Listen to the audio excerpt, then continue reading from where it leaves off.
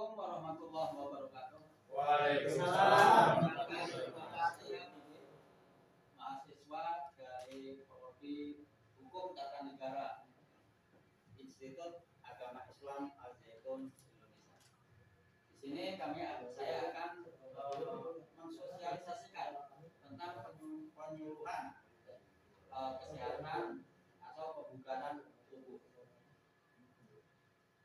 Tahukah Anda atau pahamkah Anda apa yang dimaksud dengan kebugaran tubuh? Nah, untuk itu mari kita simak beberapa penjelasan berikut.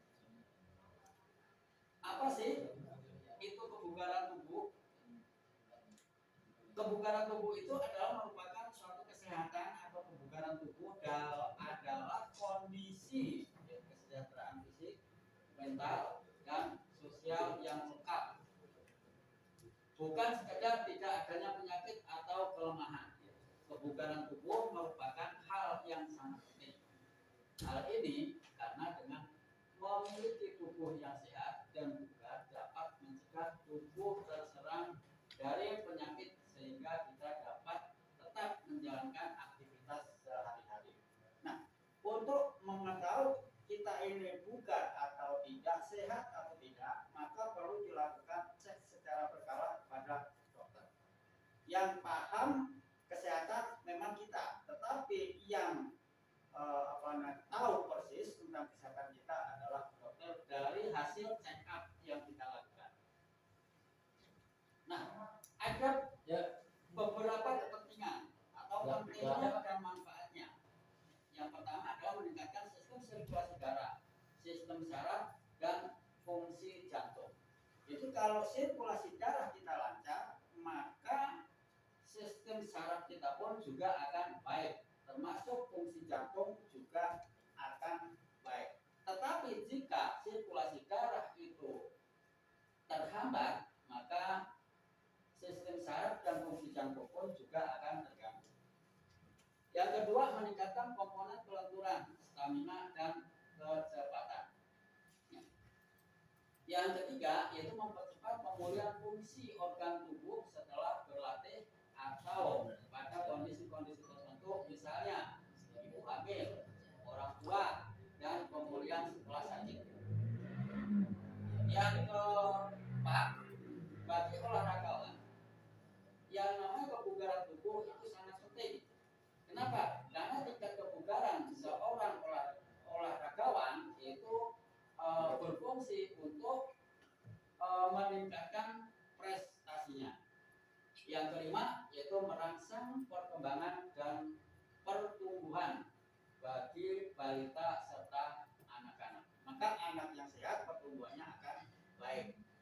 Yang biasanya anak sehat itu agresif. Nah, ada loh faktor-faktor yang mempengaruhi kesehatan tubuh kita. Mau tahu? Tahu. Nah, yang pertama adalah rajin berolahraga. Kenapa? Karena olahraga ini bisa memicu tadi diantara adalah peredaran darah kita menjadi lancar, ya tidak Terus yang kedua, menjaga pola makan. Nah, makan harus dijaga. Hendaknya kita sebagai manusia itu memperhatikan pemakanan kita. Kenapa? Karena apa yang kita makan itulah diri kita, atau bahasa kerennya you are what you eat. Yang selanjutnya tidur atau istirahat yang cukup. Nah, kalau menurut ilmu kedokteran, orang dewasa itu tidur tidak kurang dari sekitar 8 jam.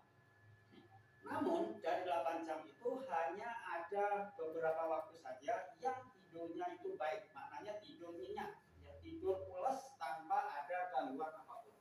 Adapun selebihnya itu biasanya ada kegelisahan dan lain sebagainya. Terus selanjutnya yaitu menjaga kebersihan lingkungan di sekitar. Kebersihan harus dijaga, kenapa? Karena kuman itu bisa masuk ke dalam organ tubuh kita. Nah, jika ini sudah terganggu, maka kebugaran tubuh kita pun juga akan terganggu. Yang selanjutnya adalah makanan yang sehat dengan gizi yang seimbang. Terus untuk selanjutnya adalah kelola stres. Maka hidup ini jangan sampai stres. Hidup ini harus selalu enjoy, bahagia, ya. Dan jangan lupa setiap saat tersenyum minimal 7 detik. Nah, senyumnya itu harus simetris, ya. Mulutnya tidak boleh mencong. Ya. Kalau mulutnya mencong itu sudah harus pergi ke dokter. Periksa, hati-hati, itu gejala stroke. Ya. Senyum simetris itu yang kiri kanan sama. Habis kan. Terus yang selanjutnya adalah lengkapi dengan minum vitamin. Ya. Nah, vitamin ini ada beberapa, ya, jenis. Ya.